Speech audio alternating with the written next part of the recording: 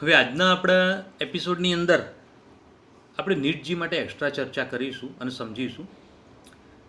નીટજીના એક લેક્ચરની આગળ ચર્ચા થઈ ગઈ હતી. મેં તમને એમાં પણ કહ્યું હતું કે આ ચેપ્ટરમાં મોસ્ટલી દાખલા જ પૂછાય છે, તો દાખલા ઉપર આપણે ફોકસ કરતા જઈશું, સમજતા જઈશું. હવે આ ટૉપિકની અંદર જે ચર્ચા કરવી છે એની અંદર મેં તમને નીટજી માટે કનેક્ટેડ એક પોઈન્ટ આગળ લઈ લીધો નોર્માલિટીમાં, કે જેની અંદર ઓક્સિડેશન આંકના ફેરફારના આધારે કેવી રીતે તુલ્યભાર ગણી શકાય ને એના ઉપરથી નોર્માલિટી કેવી રીતે ગણી શકાય, તો એ ચર્ચા આગળ થઈ ગયેલી છે. તો એ ટૉપિક ધ્યાનમાં રાખજો અને સમજજો. નીટનો અલગ ટૉપિક ન પાડ્યો, એમાં કનેક્ટેડ હતો એટલે સાથે સાથે લઈ લીધો, પણ કેટલાક નીટના અલગ ટૉપિક હોય તો આપણે અલગથી પણ સમજીએ. મતલબ કે કેટલાક દાખલા વિશિષ્ટ પ્રકારના હોય છે જેને આપણે સમજવાનો પ્રયત્ન કરીશું. ઓકે, તો હવે દાખલાની શરૂઆત કરીએ ગણતરીની, તો ધ્યાન આપજો અને સમજજો. હવે બેટા જે કોયડો આપણે સોલ્વ કરવો છે એની રકમ મેં અહીંયા આગળ દર્શાવી દીધી છે કે ભાઈ પાણીના એક અણુનું દળ ગ્રામમાં કેટલું થાય. એક જ અણુનું દળ આપણે શોધવાનું છે, બરાબર. તો હવે દળ શોધવાનું હોય તો એ પરિસ્થિતિની અંદર એક જ અણુનું દળ ગણવાનું છે. તો અહીંયા આગળ આપણે દળની વાત આવે તો પાણીનો અણુભાર ગણવો પડે, કારણ કે મેં તમને કહેલું છે કે જ્યારે પણ દળની વાત આવે ત્યારે અણુભાર કમ્પલસરી ગણવો પડે. ઓકે, તો અહીંયા આગળ પાણીનો અણુભાર અથવા આણ્વીય દળ શબ્દ વાપરો તો પણ ચાલશે. કેટલો થશે બેટા? 18 ગ્રામ પ્રતિ મોલ. તો પાણીનો અણુભાર આટલો છે, 18 છે, બરાબર. આનો મતલબ શું થાય? જો 18 ગ્રામ પાણી લઈએ તો 6.022 × 10⁻23 અણુઓ થાય. ઓકે, તો 18 ગ્રામ પાણીમાં અણુઓની સંખ્યા 6.022 × 10⁻23. ઓકે, હવે આનો મતલબ એવો થયો કે આપણે એક અણુમાં વજન કેટલું, તો 6.022 × 10⁻23 6.022 × 10⁻23 અણુઓ બરાબર 18 ગ્રામ. મતલબ આટલા અણુઓ તો 18 ગ્રામ વજન થાય, કારણ કે આપણે જાણીએ છીએ કે અણુભાર જેટલું વજન લઈએ તો અણુઓની સંખ્યા એવોગેડ્રો નંબર જેટલી થાય. તો એક અણુ જો લઈએ તો એનું વજન ગ્રામમાં કેટલું થાય, આપણો જવાબ મળી જશે.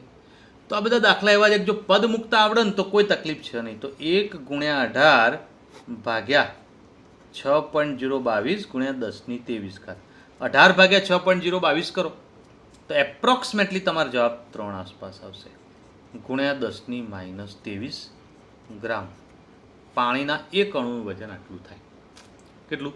3 × 10⁻23 ગ્રામ એક અણુનું વજન થશે. બોલો બકા, પાણીના એક અણુનું વજન કમ્પ્લીટ આવડી જાય છે. હવે એક કોયડો એવો સોલ્વ કરવો છે કે ભાઈ ચેપ્ટર શરૂ થયું ત્યારે એક પ્રશ્ન ઊભો કર્યો હતો. તમને કદાચ ઘણાને યાદ હશે ને કોઈ ભૂલી ગયા હશે, અને તમને એમ થયું કે સાહેબે આ પ્રશ્નનો જવાબ તો આખા ચેપ્ટરમાં ક્યાંય આપ્યો જ નહીં, બરાબર. તો એ પ્રશ્ન કેવો હતો, કયા પ્રકારનો હતો, એને સમજવા માટે આપણે અહીંયા આગળ પ્રયત્ન કરીએ. ઓકે બેટા, તો અહીંયા આગળ ધ્યાન આપજો અને સમજજો કે ભાઈ પ્રશ્નમાં શું હતું. તો મેં તમને કહ્યું હતું કે ઘરે ચા મૂકતા હોય અને ખાંડ અચાનક પૂરી થઈ ગઈ, તો બાજુમાં માસીન ઘરે ગયા હોય કે ભાઈ ખાંડ લઈ આવ. મમ્મી કહ્યું એક માસીન ઘરે બાજુમાંથી ખાંડ લઈએ બાજુવાળાના ઘરેથી. તો બાજુવાળાના ઘરે ગયા તો રસ્તામાં વિચાર આવે ચલો માસીને થોડા હેરાન કરીએ, બરાબર. તો એ વખતે કેવી વાત કરીએ આપણે, તો ધ્યાન આપો બેટા કે આપણે બોલ્યા હતા કે 3.011 × 10⁻23 અણુઓ ખાંડના લાવવાના છે. કઈ હતી વાત? તો આટલા અણુઓ ખાંડના હોય તો તેનું વજન ગ્રામમાં શોધો. મતલબ ખરેખર તમે ખાંડ કેટલા ગ્રામ લાવો છો તે આપણે ગણવાની છે. તો ખાંડનું સૂત્ર આગળ એક કોયડામાં આવી ગયેલું છે. કેટલું થશે બેટા? C12H22O11 ખાંડનું સૂત્ર છે. ઓકે, હવે જો આટલા અણુઓ ખાંડના લીધેલા હોય તેનું વજન કેટલું થાય, તો તમે બાજુમાં ગયા અને કહ્યું કે શું મમ્મીએ ખાંડ મંગાવી છે, તો ક્યાં કેટલી જોઈએ, તો 3.011 × 10⁻23 અણુઓ ખાંડના આપો. એટલે માસી તો પહેલાં તમારી સામે જોઈ જ રહેવાના, શું માગ જ હાર્યો એ, બરાબર. પણ માસી હોશિયાર હતા, પેલો ડબ્બો પડ્યો મેંથી ગણીને લઈ જા. હવે ટેન્શન આપણે ને આવ્યું કે કેવી રીતે ગણવાના, તો ગણવા તો પડશે જ. ઓકે, તો હવે ગણતરી કરવા માટે શું કરીશું, તો વજન ગણવાનું છે, તો ખાંડનો અણુભાર ગણી કાઢીએ, બરાબર. તો અહીંયા આગળ તમે ખાંડનો અણુભાર બરાબર 342 ગ્રામ પ્રતિ મોલ ગણી કાઢજો તમે. ઓકે, તો 342 આવશે. તો આનો મતલબ શું થયો બકા, કે વજન શોધવાનું છે. આમાં અણુઓની સંખ્યા આપી છે અને વજન શોધવાનું છે, તો પહેલાં જે આપ્યું એ લખવાનું 6.022 ગુણ્યા 10⁻23 અણુઓ બરાબર 342 ગ્રામ ખાંડ થાય. કમ્પ્લીટ. તો ખરેખર કેટલા અણુ લીધા છે, 3.011 ગુણ્યા 10⁻23 અણુઓ બરાબર કેટલા ગ્રામ. ઓકે, તો અહીંયા આગળ જુઓ 3.011 ગુણ્યા 10⁻23 ગુણ્યા 342 ભાગ્યા 6.022 ગુણ્યા 10⁻23. ઓકે, 23 તો નીકળી ગઈ, તો એ પદ તો આખું નીકળી ગયું. 23 ઉપર નીચે છે એટલે નીકળી ગઈ, બરાબર. હવે શું કરવું પડશે, તો આ બે જતા રહ્યા છે. હવે આનું છેદ ઉડાડો ને તો 2 વધે. હવે 342 ભાગ્યા 2, બરાબર. તો 342ને 2 વડે ભાગી દેવાના છે, તો કેટલા થશે, તો અહીંયા આગળ આપણે જવાબ ક્લિયર કરી દઈએ બેટા. 171 ગ્રામ ખાંડ થાય, બરાબર. તો અહીંયા આગળ આપણે આ વાત ક્લિયર કરી શકીએ, ધ્યાનમાં રાખજો. 171 ગ્રામ ખાંડ થાય. હવે ખરેખર 171 ગ્રામ ખાંડ તો બાજુવાળા જોડે માગીને ના લઈ આવાય, પણ આપણે એક દાખલો ગણીએ છીએ અને દાખલા માટે આ રીતે ક્લિયર કરી ગયા છે. બોલો બેટા, હવે જે ચેપ્ટરના શરૂઆતમાં જે પ્રશ્ન ઊભો થયો હતો એ પ્રશ્નનો જવાબ આપણે ચેપ્ટર સમજ્યા તો આપી શક્યા અને જવાબ ક્લિયર કરી શક્યા. તો અહીંયા આગળ આ બાબત ધ્યાનમાં રાખજો. હવે એક બીજો કોયડો અહીંયા આગળ સોલ્વ કરવાનો પ્રયત્ન કરીએ, એની રકમ દર્શાવું, પછી ગણતરી કરીએ. ધ્યાન આપજો બેટા. હવે બેટા એક કોયડો ક્લિયર કરીએ. 1 કિલોગ્રામ ઇલેક્ટ્રોનની મોલ સંખ્યા ખાલી જગ્યા થાય, બરાબર. તો ઇલેક્ટ્રોનના મોલ ગણવાના છે, પણ કેટલા ઇલેક્ટ્રોન લીધા હોય, 1 કિલોગ્રામ ઇલેક્ટ્રોન લીધા હોય તો હવે આની ગણતરી કરીએ. આ પ્રશ્ન આઈઆઈટીમાં પૂછાયેલો છે, મતલબ કે જે હાલ આપણે JEE કહીએ છીએ, જૂની રીતે આઈઆઈટીની પરીક્ષા તરીકે ગણાતો હતો, તો એની અંદર પૂછાયેલો પ્રશ્ન છે, એટલે NEET તરીકે જ ગણીશું. ઓકે, હવે આ પ્રશ્ન આપ્યો છે ખરા, પણ એની અંદર એક પોઈન્ટ નથી આપ્યો કે એક ઇલેક્ટ્રોનનું દળ બરાબર 9.109 × 10⁻28 ગ્રામ. મતલબ 1 ઇલેક્ટ્રોનનું દળ આટલું છે, બરાબર. તો આપણને 1 કિલોગ્રામ ઇલેક્ટ્રોન આપ્યા છે. હવે ઇલેક્ટ્રોનની સંખ્યા મળી જાય તો એના ઉપરથી આપણે એના મોલ ગણી શકીએ, બરાબર. કારણ કે સંખ્યા ઉપરથી મોલ મળી જાય. 6.022 × 10⁻23 ઇલેક્ટ્રોન હોય તો 1 મોલ કહેવાય. તો તમને આપેલા ઇલેક્ટ્રોને કેટલા મોલ, તો સંખ્યા ઉપરથી તો મોલ મળી જ જવાના છે, બરાબર. તો 1 ઇલેક્ટ્રોનનું દળ આટલું આપેલું છે, તો ઇલેક્ટ્રોનની સંખ્યા ગણી કાઢીએ. આ એક આગળનો ટોપિક છે, મતલબ કે આપણને આ બેઝિક નોલેજ તરીકે ખબર હોવી જોઈએ. બીજા ચેપ્ટરમાં આવશે, પણ આપણને બીજું ચેપ્ટર તો પરીક્ષામાં ચાલી જ ગયું હોય, એટલે આ પ્રશ્ન આપણે સોલ્વ કરી દઈશું અને સમજી લઈશું, બરાબર. તો ધ્યાન આપજો બેટા. અહીંયા આગળ કે 9.109 × 10⁻28 ગ્રામ હોય તો એના બરાબર 1 ઇલેક્ટ્રોન થાય, બરાબર. તો હવે 1 કિલોગ્રામ એટલે 1000 ગ્રામ થશે. તો અહીંયા આગળ 1000 ગ્રામ બરાબર કેટલા ઇલેક્ટ્રોન મેં લખ્યો, કોઈ પ્રોબ્લેમ બેટા? ઓકે, તો 1 કિલોગ્રામ લખ્યું એટલે 1000 ગ્રામ થવાના જ છે, તો પદ મૂકી દઈએ. 1000 × 1 9.109 × 10⁻28, બરાબર. તો હવે આનું સાદુરૂપ કેટલું થશે, તો હાલ આપણે આનું સાદુરૂપ ક્લિયર કરવું છે, તો 28 ઉપર લઈ જઈએ તો માઇનસનું પ્લસ થઈ જાય. ઓકે, ચલો એ પ્લસ થઈ જશે, 1000 લખાય મતલબ 10³ કહેવાય, બરાબર. અને અહીંયા આગળ 1/9.109 ઉપર શું થશે? ગુણ્યા 10⁻31. તો હવે અચળ પદની અંદર આગળ 1 અને નીચે 9.109, તો 1/9.109 કરી દઈએ, બરાબર. તો શું જવાબ આવશે? 0.10798 ગુણ્યા 10⁻31 ઇલેક્ટ્રોન થાય.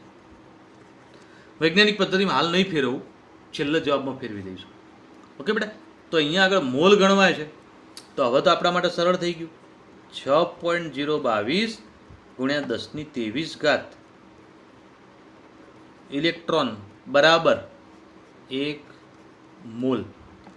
તો 0.10978 ગુણ્યા 10⁻31 ઇલેક્ટ્રોન બરાબર કેટલા મોલ? તો અહીંયા આગળ આપણે મોલની સંખ્યા ગણી કાઢીએ, બરાબર. ચલો સાદુરૂપ આપવાનું છે, તો 0.10978 ગુણ્યા 10⁻31 છેદમાં 6.022 ગુણ્યા 10⁻23. હવે અહીંયા આગળ સાદુરૂપ આલ દઈએ અને સમજી લઈએ. 0.10978 ભાગ્યા 6.022, બરાબર. તો અહીંયા આગળ આપણે સમજવાનો પ્રયત્ન કરીએ, તો તમે કેલ્ક્યુલેટરમાં ક્લિયર કરી દીધું હશે, બરાબર. 0.01822 ગુણ્યા 23 ઉપર જાય તો માઇનસ થઈ જાય, તો 31માંથી 23 બાદ કરી દો તો 10⁸. ઓકે. તો અહીંયા આગળ આ જવાબ તમારો ક્લિયર થઈ જશે. તો વૈજ્ઞાનિક પદ્ધતિમાં ફેરવી દઈએ, તો જમણી બાજુ ખસે એટલે 1.822 ગુણ્યા 10⁶ મોલ ઇલેક્ટ્રોન છે. ઘણા બધા ઇલેક્ટ્રોન થયા, બરાબર. તો 1 કિલો જો ઇલેક્ટ્રોન લીધેલા હોય તો આટલા ઇલેક્ટ્રોન થાય, બરાબર. તો એક સારો કોયડો કે જે સમજવાનો છે, અન્ડરસ્ટેન્ડ કરવાનો છે, કેવી રીતે કયા પદ ઉપરથી આગળ વધ્યા એ પદને સ્ટેપ અને બધું યાદ રાખજો, ધ્યાન રાખજો, જેના કારણે કોયડો ગણવો સરળ પડે. ઓકે. હવે આને પછી બીજો પણ કોયડો સોલ્વ કરીશું અને સમજીશું. હવે એક કોયડો બેટા અહીંયા આગળ જોઈએ, ગણી દઈએ. પાણીના એક ટીપાનું કદ 0.05 મિલીમીટર હોય તો તેમાં રહેલા પાણીના અણુઓની સંખ્યા ગણો. પાણીનું એક ટીપું પડે તેનું કદ આટલું છે 0.05 મિલીમીટર. તો એમાં પાણીના અણુઓની સંખ્યા કેટલી હોય એ આપણે ગણવાની છે. ઓકે. જો વજન મળી જાય તો એના ઉપરથી અણુઓની સંખ્યા મળી જાય.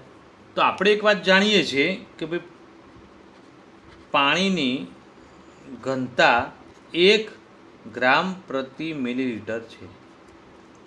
જો પાણીની ઘનતા આટલી હોય તો 0.05 મિલીલીટર બરાબર 0.05 ગ્રામ પાણી થાય. કેમ? એક ઘનતા હોય એટલે કદ અને વજન બે સરખું જ હોય. જો ઘનતા 1 હોય તો કદ અને વજન સરખું થાય. તો બોલો, કદ ને વજન સરખું છે, આ લઈ લીધું. વજન મળી ગયું તો અણુઓની સંખ્યા મળી જાય. કેવી રીતે? તો પાણીનું આણ્વીય દળ કેટલું છે તો ક્લિયર કરો. પાણીનું આણ્વીય દળ બરાબર 18 ગ્રામ પ્રતિ મોલ, બરાબર. તો હવે પદ મૂકીએ તો ભાઈ 18 ગ્રામ H2O બરાબર 6.022 ગુણ્યા 10⁻23 અણુઓ, બરાબર. તો 18 ગ્રામ હોય તો આટલા અણુઓ થાય. તો ખરેખર કેટલું છે? 0.05 ગ્રામ H2O બરાબર કેટલા અણુઓ? તો અણુઓની સંખ્યા અહીંયા આગળ આપણે શોધવાની છે. બોલો, પદ મુક્ત આવડશે? વજન ખબર છે, અણુઓની સંખ્યા શોધવી, તો વજન અને અણુઓની સંખ્યા બેનો સંબંધ લેવાનો. આગળ આપણે ચર્ચા કરી ગયેલા છીએ, ધ્યાન રાખવાનું. 0.05 ગુણ્યા 6.022 ગુણ્યા 10⁻23 ભાગ્યા 18 કમ્પ્લીટ. તો હવે સમજવાનો પ્રયત્ન કરીએ કે ભાઈ સાદુરૂપ આનું આપી દઈએ કેલ્સીમાં. તો અહીંયા આગળ જે પોઈન્ટ આવશે એમાં કેલ્શિયમમાં સાદુરૂપ આપવાનું આવે, તો એનું સાદુરૂપ જે છે એ ક્લિયર કરો. 0.01672 ગુણ્યા 10^23. વૈજ્ઞાનિક પદ્ધતિમાં ફેરવી દઈએ 1.672 ગુણ્યા 10^21 અણુઓ પાણીના છે. તો બોલો 0.05 મિલીલીટર જો પાણી લીધેલું હોય તો એમાં આટલા પાણીના અણુઓ થાય એવી ગણતરી દ્વારા આપણે ક્લિયર કરી શકીએ. કોઈને કોઈ મુશ્કેલી બકા તો એકદમ સરળ છે અને સરળતાથી જવાબ મળી જાય એવું છે. તો અહીંયા આગળ જે ચર્ચા કરી એક બીજો કોયડો ક્લિયર કરી ગયા, સમજી ગયા, બરાબર. હવે આની અંદર થોડી અલગથી ચર્ચા કરવી છે અને સમજવું છે, બરાબર. સરળ વાત છે, સરળતાથી આવડી જાય એવું જ છે. તો એ વાતની ચર્ચા કેવી છે બેટા તે સમજવાનો પ્રયત્ન કરીએ. ઓકે, તેની રકમ લખું પછી આપણે ગણતરી કરીએ. હવે બેટા એક કોયડો છે. 1 લીટર શુદ્ધ પાણીમાં 5.85 ગ્રામ NaCl ઓગાળવામાં આવેલ છે. તો આ દ્રાવણના 1 મિલીલીટરમાં આયનોની સંખ્યા શોધો. ઓકે, તો 1 મિલીલીટર જો એ દ્રાવણ લે તેમાં કેટલા આયનો હોય? તો પહેલાં તો 1 લીટરમાં શોધી કાઢીએ, બરાબર, અને પછી એને 1000 વડે ભાગી દઈએ એટલે 1 મિલીલીટરમાં મળી જશે. ઓકે બેટા, તો હવે પહેલાં તો આપણા નિયમ પ્રમાણે કે ભાઈ અણુઓની સંખ્યા મેળવવી છે. અણુઓની સંખ્યા મળશે ને તો આયનો મળી જશે. કેવી રીતે મળશે સમજાવું તમને પછી, પણ પહેલાં અણુઓ શોધી કાઢીએ. વજન આપેલું છે, વજન ઉપરથી અણુઓની સંખ્યા મળી જશે. તો હવે વજન ઉપરથી અણુઓની સંખ્યા મેળવવા માટે આપણે પ્રયત્ન કરીએ. તો વજન ઉપરથી અણુઓની સંખ્યા મેળવે તો આણ્વીય દળ શોધવું પડે, સીધી વાત છે. તો NaCl નો અણુભાર કેટલો? તો NaCl નો આણ્વીય દળ 58.5 ગ્રામ પ્રતિ મોલ થશે. અણુભાર તો ગણતા આવડે ને બકા, ચોપડાની પાછળ પેલા પરમાણુ ભાર દરેકના લખ્યા. સોડિયમનું 23 ને ક્લોરીનનું 35.5, બેનો સરવાળો કરો એટલે આટલો જવાબ આવી જશે. ઓકે, તો હવે આપણા માટે સરળ થઈ ગયું. ચલો, 58.5 ગ્રામ NaCl માં 6.022 ગુણ્યા 10^23 અણુઓ. તો ખરેખર કેટલું છે? 5.85 ગ્રામ NaCl માં કેટલા અણુઓ? કમ્પ્લીટ. તો હવે 5.85 ગુણ્યા 6.022 ગુણ્યા 10^23 ભાગ્યા 58.5, બરાબર. સાદું રૂપ આપો તો આ પદ ઉડી જાય, તો ખાલી ઘાતમાં એકનો ફરક પડે, જો પોઈન્ટમાં એકનો ફરક છે, બરાબર. તો 6.022 ગુણ્યા 10^22.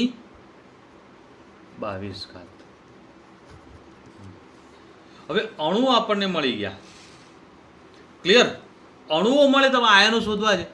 હવે NaCl નો એક અણુ લઈએ તેમાં આયનો કેટલા હોય?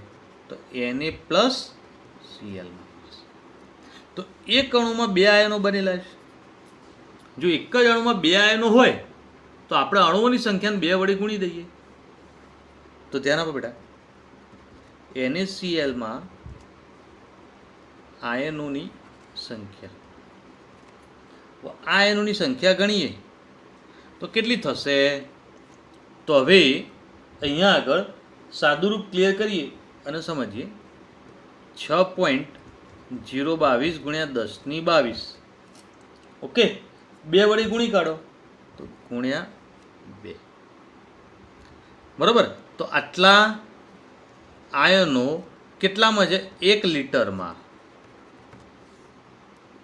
પણ આપણે તો સમય શોધવાનું છે બેટા 1 મિલીલીટરમાં. તો ક્લિયર કરી દઈએ. 1 લીટર એટલે 1000 મિલીલીટર થાય. તો 1000 મિલીલીટરમાં કેટલા છે? તો આને 2 વડે ગુણી કાઢીએ તો 12.044 ગુણ્યા 10^22 આયનો. તો ખરેખર 1 મિલીલીટરમાં કેટલા હોય? તો ગણતરી જોઈ લઈએ. 1 ગુણ્યા 12.044 ગુણ્યા 10^22 ભાગ્યા 1000 ઇઝ ઇક્વલ ટુ 1000 લઈએ એટલે 10^3 કહેવાય.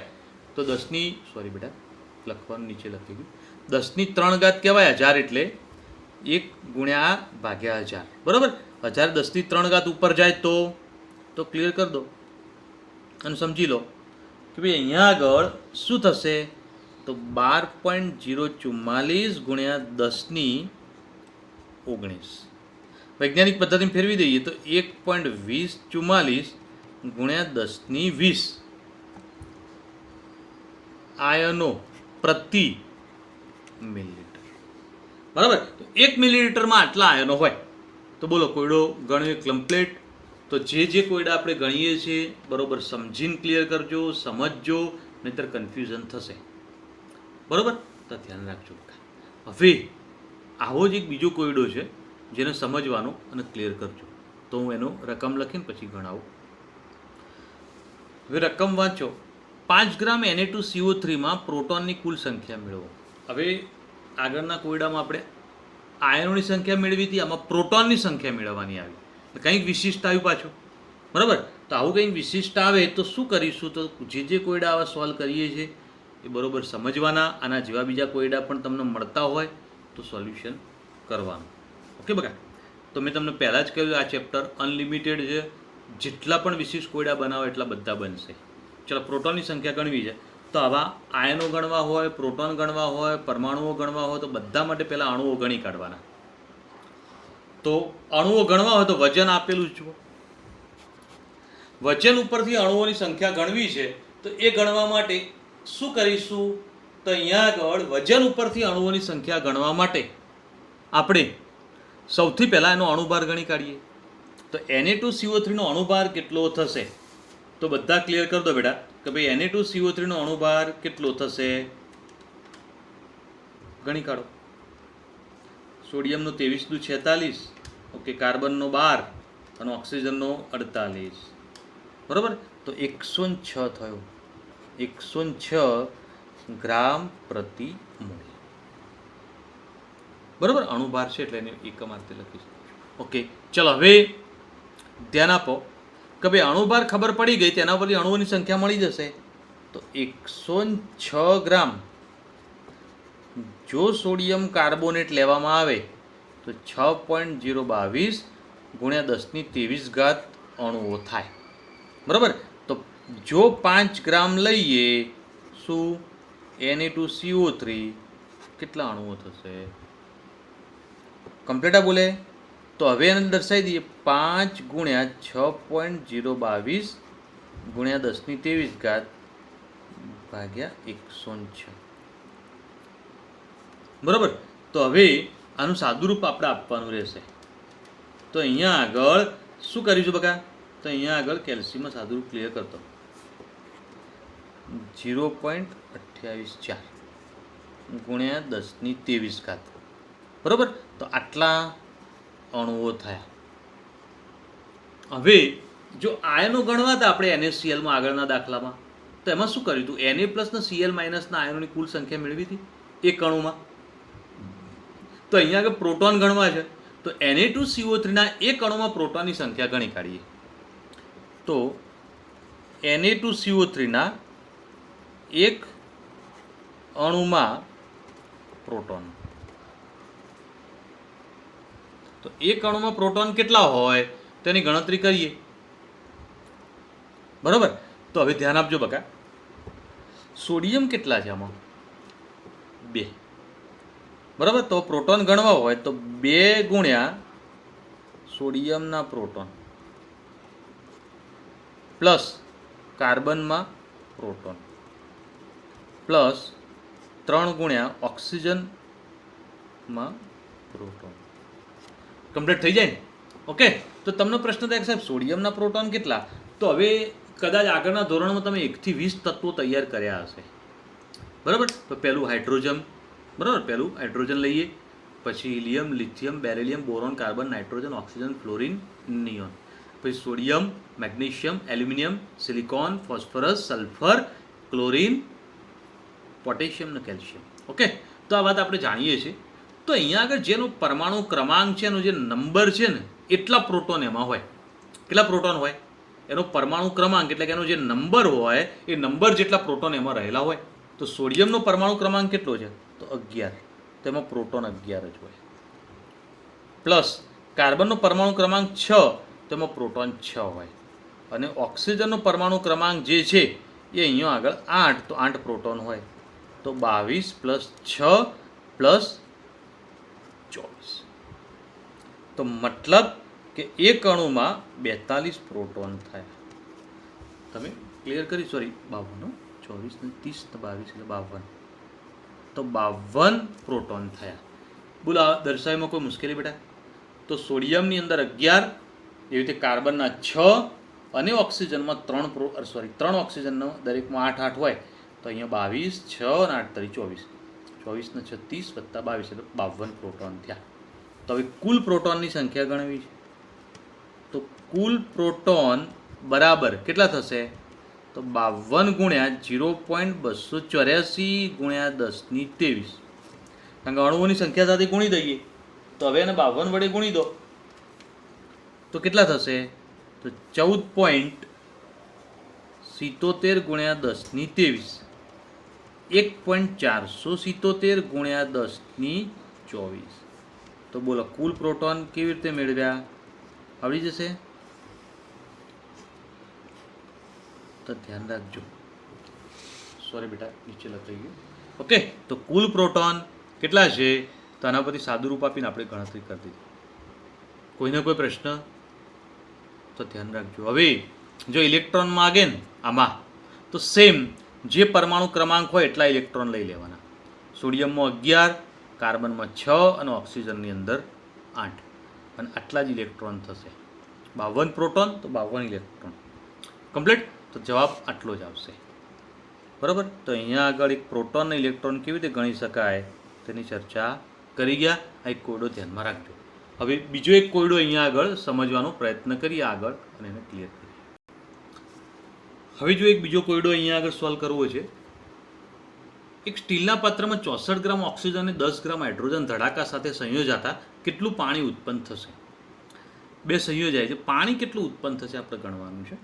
આ દાખલો એક સીમિત પ્રક્રિયકના દાખલા જેવો જ દાખલો છે, જે આપણે સીમિત પ્રક્રિયકના ટોપિકમાં ગણ્યો હતો. ઓકે બેટા. તો એ ટોપિકમાં જે વાત કરીએ તે પ્રમાણે જો વાત કરીએ તો પહેલાં સમીકરણ લખી દેવું પડે. તો અહીંયા આગળ H2 પ્લસ O2, તો એની અંદરથી H2 કમ્પ્લીટ. હવે સમીકરણ સંતુલિત અવસ્થામાં લઈ લેવું પડે. તો અહીંયા 2 વડે ગુણો, અહીંયા પણ 2 વડે ગુણો. કમ્પ્લીટ. તો સંતુલિત અવસ્થામાં આવી જાય છે. હવે ધ્યાન આપો બેટા કે આ જે વાત કરી એ પ્રમાણે સૌથી પહેલાં મોલ બધાના ગણી કાઢે. આપણે સીમિત પ્રક્રિયકની વાત કરી ત્યારે પહેલાં કહ્યું હતું કે ભાઈ મોલ ગણી કાઢીશું.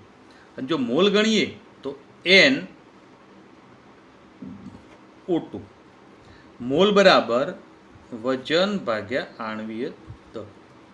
તો વજન કેટલું છે ઓક્સિજનનું? 64. અને ઓક્સિજનનો અણુભાર કેટલો થાય? 32. તો એના મોલ થશે 2 મોલ. ચલો હવે N હાઇડ્રોજન એટલે H2. તો એના માટે પણ વજન ભાગ્યા આણ્વીય દળ. તો એનું વજન છે 10 ગ્રામ અને અણુભાર 2, તો 5 મોલ થશે. ઓકે. તો હવે જુઓ અહીંયા આગળ કે ભાઈ ઓક્સિજન જો 1 મોલ વપરાય તો હાઇડ્રોજન 2 મોલ વપરાય. ઓક્સિજન 2 મોલ વપરાય તો હાઇડ્રોજન 4 મોલ વપરાશે. ક્લિયર? તો એના પરથી આપણે ક્લિયર કરીએ. તો ધ્યાન આપજો. 1 મોલ O2 તો 2 મોલ H2. તો 2 મોલ O2 તો H2 કેટલા મોલ વપરાય? ગણતરી કરવાની છે. તો 2 ગુણ્યા 2 ભાગ્યા 1 બરાબર 4 મોલ H2. પણ ખરેખર જુઓ તમે, હાઇડ્રોજન 5 મોલ છે. તો પછી આની અંદર સીમિત પ્રક્રિયા કયો કહેવાય? કે ભાઈ હાઇડ્રોજન જે છે એ તો તમારે 4 મોલની જરૂર પડે અને આપ લીધો છે 5 મોલ, તો એ તો 1 મોલ છેલ્લા વધવાનો છે. તો સીમિત પ્રક્રિયક O2 ગણાય. ઓકે બેટા. તો H2 4 મોલ જરૂરી છે, પરંતુ પાત્રમાં 5 મોલ લીધેલ છે, તેથી H2 વધશે. જ્યારે O2 સીમિત પ્રક્રિયક છે, બરાબર. તો O2 શું છે? સીમિત પ્રક્રિયક છે, જે પૂરો થઈ જશે.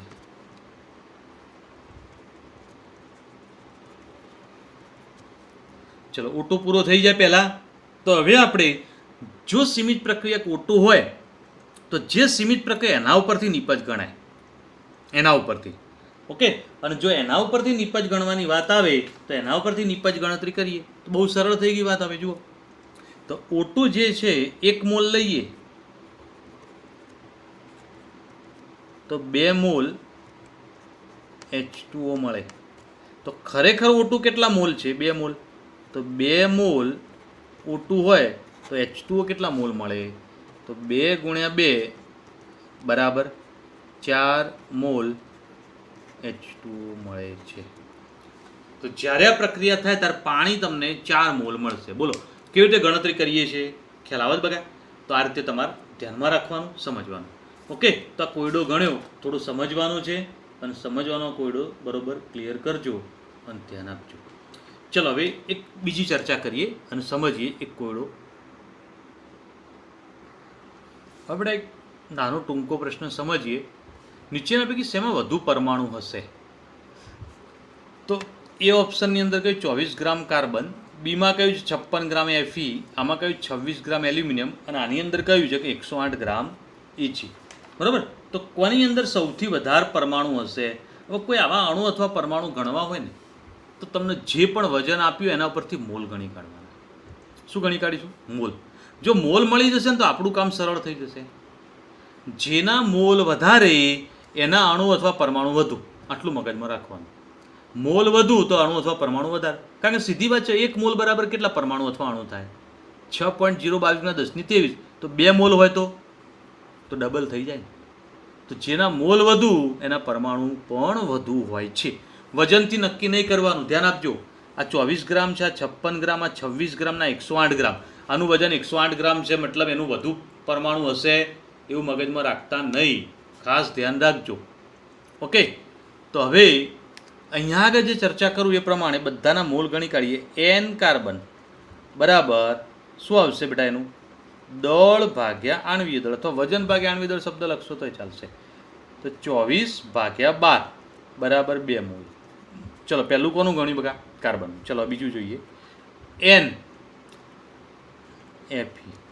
તો એના માટે પણ એનો દળ ભાગ્યા આણ્વીય દળ. તો એનું દળ કેટલું છે? 56 ના આણ્વીય દળ એટલે કે પરમાણ્વીય દળ પણ 56 છે, તો 1 મોલ. તો અહીંયા આણ્વીય દળની જગ્યાએ પરમાણ્વીય દળ શબ્દ વાપરશું તો એ ચાલશે. તો N એલ્યુમિનિયમ, અહીંયા 26 ગ્રામ એલ્યુમિનિયમ કહ્યું છે. ઓકે. તો એની અંદર શું આવશે બેટા? દળ ભાગ્યા પરમાણ્વીય દળ. અહીંયા આગળ પરમાણ્વીય દળ શબ્દ વાપરજો. ચલો ક્લિયર. તો હવે અહીંયા આગળ દળ કેટલું છે એનું? 26/27. તો અહીંયા આગળ 26/27 કરી દો તો 0.9629 મોલ. અને N શું ગણીશું? Eg. તો એના માટે શું આવશે બગા? દળ ભાગ્યા પરમાણ્વીય દળ. તો 108/108 બરાબર 1 મોલ. તો હવે મને કહો સૌથી વધારે મોલ કોના છે? તો સૌથી વધુમાં વધુ મોલ કાર્બનના છે. જો વજન સૌથી ઓછું છે છતાંય જવાબમાં સૌથી વધારે મોલ એના છે, તો એના સૌથી પરમાણુ વધારે હોય તો વજનથી સીધું નક્કી ના થાય. તો કાર્બનના મોલ સૌથી વધુ છે, તેથી તેના પરમાણુઓ સૌથી વધુ હશે. બરાબર. જ્યારે એલ્યુમિનિયમના મોલ સૌથી ઓછા છે, તેથી તેના પરમાણુ સૌથી ઓછા હશે. બરાબર. તો આ 2 પોઈન્ટ તમે સરળતાથી ક્લિયર કરી શકો છો. તો અહીંયા આગળ આ બાબત ધ્યાનમાં રાખવાની અને સમજવાની. તો આપણે આજનો જે નીટ જીનો એપિસોડ છે એ અહીંયા આગળ પૂરો કરીએ છીએ. કંઈક નવું નવું જાણવા મળે છે, નવું નવું શીખવા મળશે. તો ધ્યાનમાં રાખજો બેટા અને સમજજો. નેક્સ્ટ એપિસોડની ચર્ચા હવે આગળ કરીશું. Okay, good day.